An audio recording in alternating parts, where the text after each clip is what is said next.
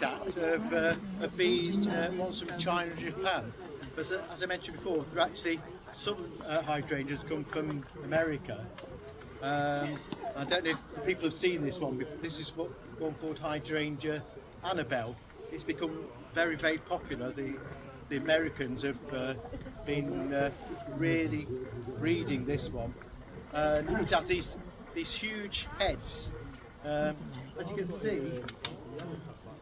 the problem is it has such big heads that the stems can't support the flowers.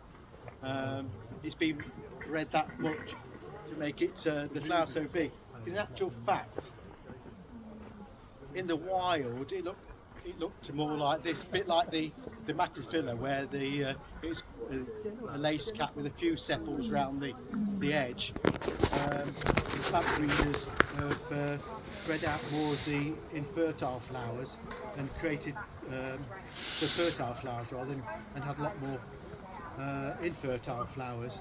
So again, not very good for wildlife because there's nothing for insects to pollinate, so it's not so great. In actual fact, this plant, Annabelle, was lost to cultivation.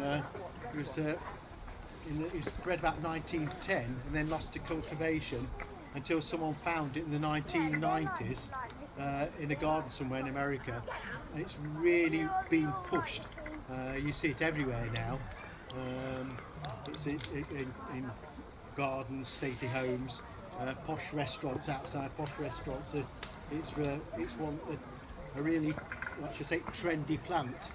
But it's I say the problem is, you can see here it just flops. If you got a bit of wind and rain, it just can't cope with the weather, and it flops, which is if you can put a framework around it, then it's fine. I mean, plant breeders are trying to make better varieties. They've got one called Strong Annabelle, and they're also breeding something called, this is Invincible Spirit, which is a pink version of Hydrangea arborescens. Invincible Spirit. That it's arborescent, which means tree-like, which in actual fact they aren't tree-like at all, really. They're quite small. So I'm sure we're going to see more of this sort of hydrangea in the coming years, because it's really getting a lot of promotion. If you talk about tree-like hydrangeas, we've got another one at the back here. This is Hydrangea heteromala. This one again comes from Asia, and it is much more tree-like. Heteromala means multi-shaped, so it is quite a lumpy shape to it. Normally, it's gone over, it's finished flowering. It's one of the first ones to flower. But just to show you what a weird season it is, we've got one in flower behind us there. That's actually, it shouldn't really be in flower at the moment, but that's what it looks like. It's in flower. So it is a beautiful plant, but it's probably just a bit too big for most people's gardens. So that's main sort. Any more questions?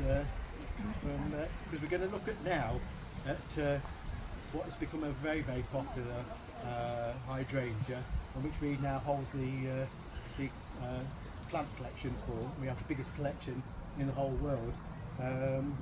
So if I want to come through here.